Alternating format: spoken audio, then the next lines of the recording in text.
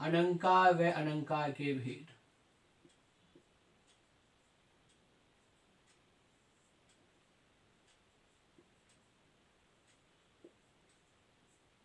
दो चीज यहाँ पर पढ़ेंगे आज, एक तो अलंकार पढ़ेंगे, दूसरा अलंकार के भेद पढ़ेंगे। देखिए विद्यार्थियों, सबसे पहले तो आप याद कीजिए साथ साथ में, क्योंकि उद्देश्य यही है कि आपको साथ साथ में याद हो। देखिए अलंकार, सबसे पहली बात तो अलंकार क्या चीज होती है, अलंकार का उपयोग क्यों होता है, किस कारण से हिंदी साहित्य की कविताओं में जो कवि करते हैं वो अलंकार का उपयोग करते हैं। देखिए विद्यार्थियों, कवि कविता को लिख देगा,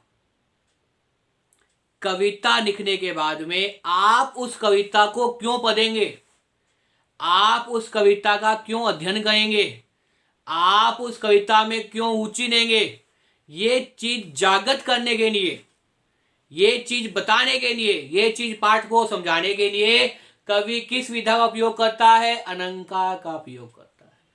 जिस प्रकार से हम तैयार होकर क्या करते हैं, बाहर जाते हैं, जिस प्रकार से हम तैयार होने के बाद किसी दूसरे घर जाते हैं, अपने आप को सजाते हैं, उसी प्रकार आप लोग कह सकते हैं कि कविता को सजाने वाली जो चीज है वो क्या है, अलंकार है, जिससे कविता पढ़ते हुए हमें आनंद की अनुभूति होती है।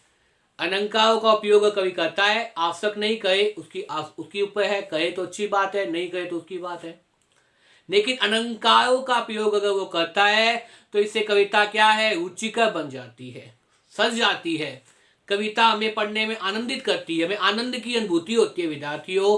तो ये सब चीजें क्या है, अलंकार है। क्या है विद्यार्थियों, अलंकार है।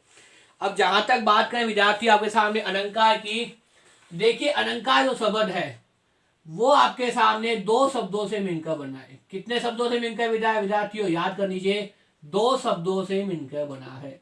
कौन कौन से दो शब्द है वो, एक तो देखिए अनम और दूसरा क्या है, कार। जहां तक अलंकार की बात करें, अलंकार शब्द दो शब्दों से मिलकर बना है। याद कीजिए साथ साथ में, अलंकार शब्द दो शब्दों से मिलकर बना है, अलंकार शब्द दो शब्दों से मिलकर बना है। पहला शब्द क्या है, अनम, दूसरा क्या है, कार। पहला क्या है, अमन, दूसरा क्या है, कार। देखिए विद्यार्थियों, कुछ भी नहीं किया मैंने, अलंकार का विच्छेद किया है। ये उपवाणी जो अपने पास ये क्या करती है, मैं का उच्चारण करती है। जो अनुस्वार है, अनुस्वार उपवाना, वो किसका उच्चारण करता है, मैं का करता है हमेशा।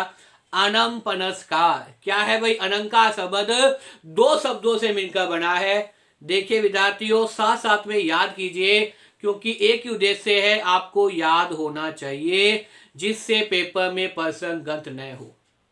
इन चीजों को साथ साथ में नोट भी करते हैं ना बाद में, लेकिन साथ साथ में भी याद कीजिए, क्योंकि उद्देश्य है आपको याद होना चाहिए। तो अलंकार शब्द दो शब्दों से मिलकर बना है, याद कर लीजिए, अनम पनस्कार। अब देखिए अनम का अर्थ क्या होता है, इसका अर्थ होता है आपके सामने शोभा। इसका मतलब क्या होता है भाई, शोभा। और का मतलब क्या होता है, प्रदान करना। का मतलब क्या होता है विद्यार्थियों, प्रदान करना। इसका अर्थ क्या है, अनम का अर्थ क्या बताया मैंने, शोभा। और का अर्थ मैंने क्या बताया, प्रदान करना। देखिए दोबारा सुनिए, अलंकार शब्द दो शब्दों से मिलकर बना है, एक तो है अनम और एक है कार। अनम का मतलब क्या होता है, आप समझ जाइए, शोभा, सजाना, चमत्कार।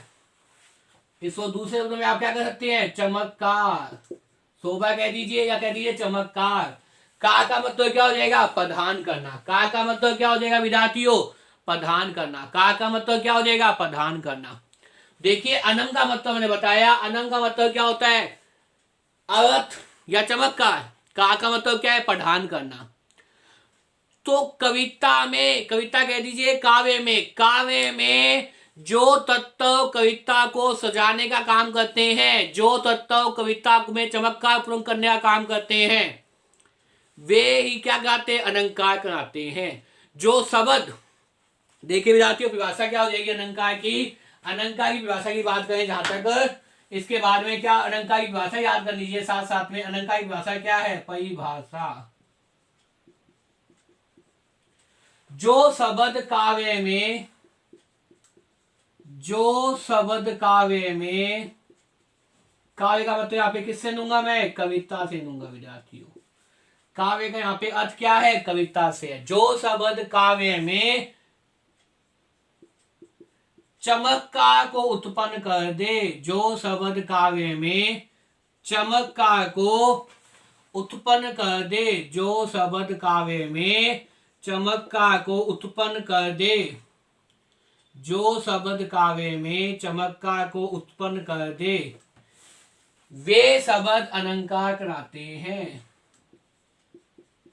वे शब्द अलंकार कहलाते हैं, वे शब्द अलंकार कहलाते हैं। देखिए, जो तत्व कह दीजिए, शब्द कह दीजिए, विभाषा याद कर लीजिए। जो शब्द काव्य, काव्य का मतलब यहाँ कविता से लूंगा विद्यार्थियों। जो शब्द काव्य में, कविता में चमत्कार उत्पन्न कर दे, उन्हें अलंकार कहते हैं, उन्हें अलंकार कहते हैं। जो शब्द काव्य में चमत्कार उत्पन्न कर दे, सुंदरता उत्पन्न कर दे, काव्य को रुचिकर बना दे, काव्य पढ़ने के बाद हमें आनंद की अनुभूति हो, ये सब शब्द क्या कहते हैं, अलंकार कहलाते हैं। तो मुझे उम्मीद है विभाषा याद होगी। देखिए, सबसे पहले देखिए विद्यार्थियों, अलंकार, अलंकार का मतलब क्या है, अलंकार दो शब्दों से मिलकर बना है, अनम पनस्कार। किससे मिलकर बना है, अनम पनस्कार। मैंने कोई चेंज नहीं किया, मैंने ये जो अनुस्वार था उसे किसमें परिवर्तित कर दिया, मैं में। जो अनुस्वार, इसे क्या बोलते हैं विद्यार्थियों, जो ऊपर जो बिंदी लगी होती है उसे बोलते हैं अनुस्वार। क्या बोलते हैं विद्यार्थियों, अनुस्वार। अनुस्वार दो प्रकार के अर्थ देता है, या तो नए के रूप में देता है, या आपके सामने मैं के रूप में देता है। ये अनुस्वार की खासियत है।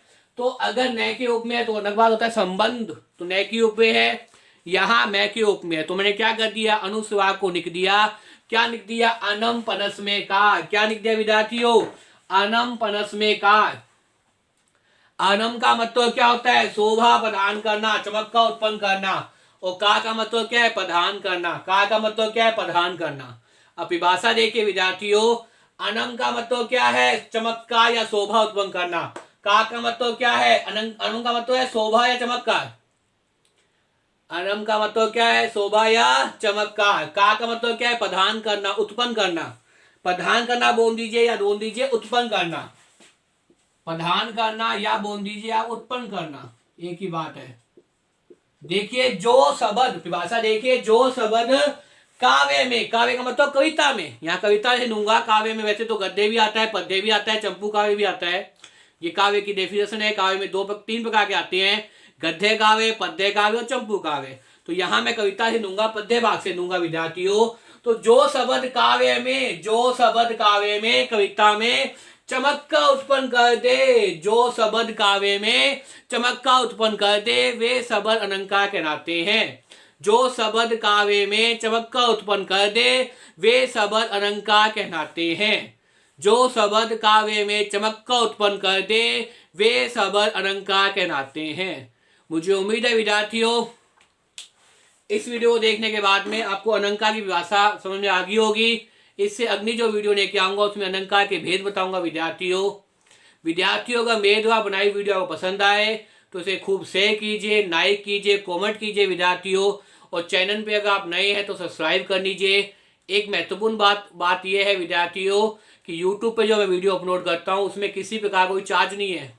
अगर आपसे कोई भी चार्ज मांग रहा है तो कृपया करके मुझे बताएं, क्योंकि मुझे सूचना मिली है कि कुछ सेंटर कह दीजिए या कुछ व्यक्ति कह दीजिए, वो क्या करते हैं, मेरे वीडियो के माध्यम से धनराशि बच्चों से ले रहे हैं, जो हमेशा ही अनुचित है। मैं किसी प्रकार से किसी भी विद्यार्थी से एक पैसा भी नहीं लिया। आपको सिर्फ सब्सक्राइब करना है।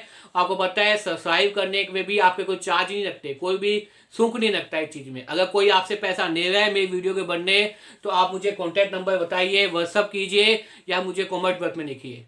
अभी तक किसी प्रकार कोई शुल्क नहीं है। आप चैनल को सब्सक्राइब कर लीजिए, उसमें भी आपका कोई शुल्क नहीं है। बस मेरा उद्देश्य है आपको पढ़ाना, ताकि आप व्याकरण संबंधित प्रश्न कभी गलत न करें। तो बार बार इस वीडियो को देखिए और याद करने का प्रयास कीजिए। इसके साथ ही मेरा उद्देश्य है आपको साथ साथ में याद करना। तो अलंकार अनम पनस्कार है। अनम का मतलब क्या है, शोभा या चमत्कार। का मतलब प्रदान करना, उत्पन्न करना। काव्य में वे तत्व जो कविता में क्या कर दे, जो शब्द काव्य में कविता में क्या कर दे, चमत्कार उत्पन्न कर दे, इन्हीं शब्दों को, इन्हीं तत्वों को क्या कहा जाता है, अलंकार कहा जाता है।